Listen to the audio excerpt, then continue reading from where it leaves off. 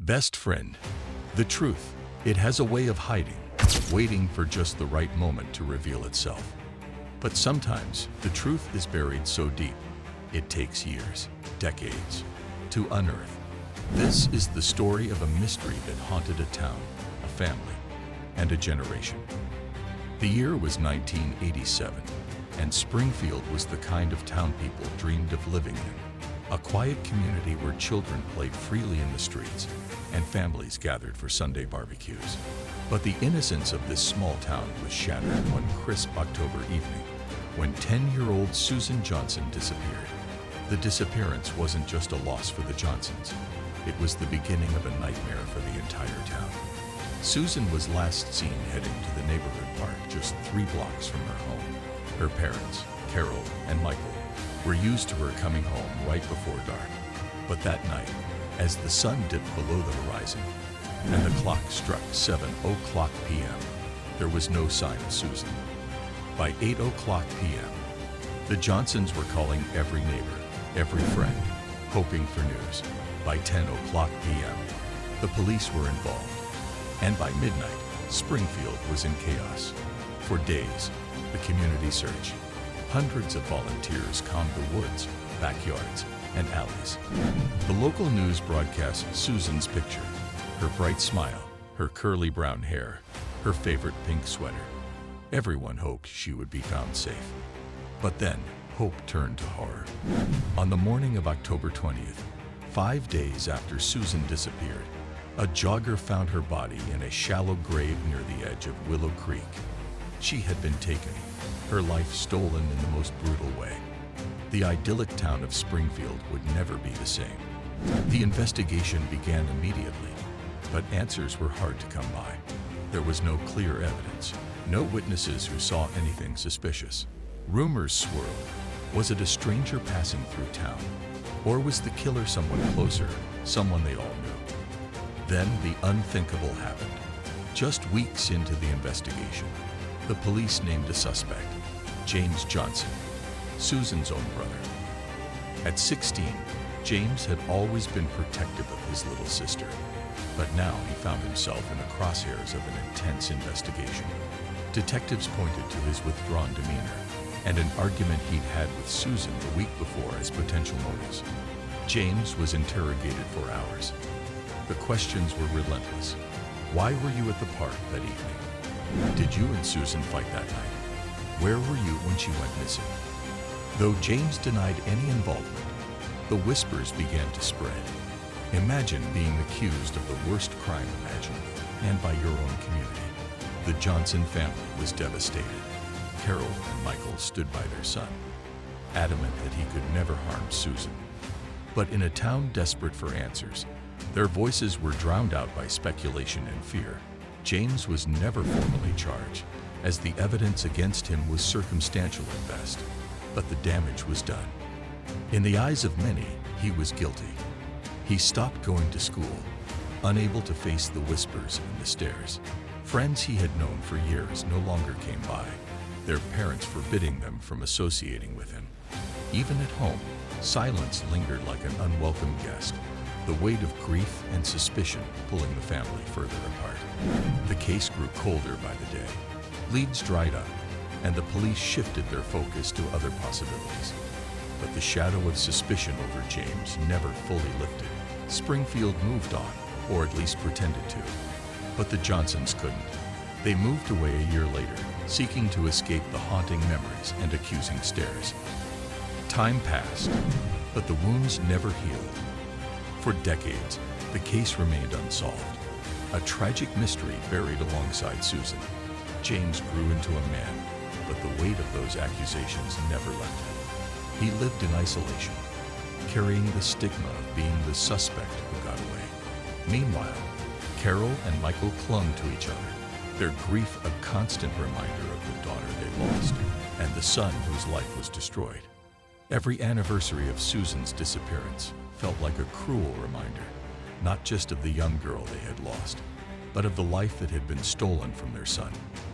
They tried to keep their family together, but the unspoken pain between them grew, as if they were living with ghosts who would never let them be. But then, In 2023, a spark reignited the case. Detective Emily Carter, new to the Springfield Police Department, stumbled upon Susan's file while reviewing cold cases. Advances in forensic technology had made it possible to re-examine old evidence, and Emily was determined to give Susan the justice she deserved. Among the evidence collected in 1987 was a single strand of hair and a piece of fabric from Susan's clothing. In the 1980s, this evidence had been inconclusive, but now, with modern DNA testing, it could reveal secrets that had been hidden for years. Emily felt the weight of this case settle over her, knowing that her next steps could finally bring answers, or they could tear apart everything Springfield had tried to forget. The mystery had never truly left, and now, it seemed, the town might have to face its darkest truth. What happened next would shake Springfield to its core. The DNA results came back, and they didn't match James. In fact, they didn't match anyone in the Johnson family. Instead, the DNA pointed to someone entirely unexpected, John Mallory. Mallory had been a drifter in 1987, living in Springfield for only a few months. He was known for his odd behavior and had a criminal record. Though nothing as serious as murder, he had left town shortly after Susan's death, vanishing without a trace, until now. Detective Carter tracked Mallory down in a small town across the country. When confronted with the DNA evidence, he confessed. He had seen Susan at the park that day and followed her. His reasons were chilling and incomprehensible. A crime of opportunity, a monstrous act with no justification. The truth, after all these years, was finally revealed. But at what cost? The weight of decades spent living with a false reality was impossible to measure. The truth had come too late, leaving a trail of irreversible damage in its wake. For James, the news was both liberating and devastating. He was officially exonerated, his name cleared after nearly 40 years. But the scars of those decades couldn't be erased. They took my childhood, James said in an emotional interview. They took my life. And now they tell me, oops, we were wrong. His words echoed in the hearts of many who had watched him grow up. A young boy swallowed by the town's misplaced fear, James had spent so much of his life fighting to survive the accusations. And now, with the truth finally known, all he could do was mourn the years that could never be returned. For Carol and Michael, the confession brought some closure, but it could never bring back Susan. They had spent their lives mourning two children, one who was lost to violence, and one who was lost to suspicion. We're relieved James is free, Carol said tearfully, but we can never get back the years we lost as a family. The devastation in their voices was palpable, their grief an echo of all that had been stolen. It wasn't just the loss of their daughter.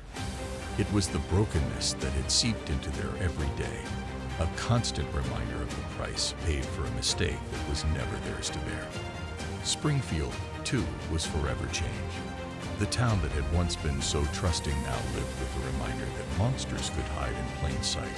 New protocols were introduced, and the park where Susan played was renamed in her honor. But for many residents, the case left a lingering question. How could they have been so wrong about James? The collective guilt of a town that had condemned one of its own without question haunted Springfield.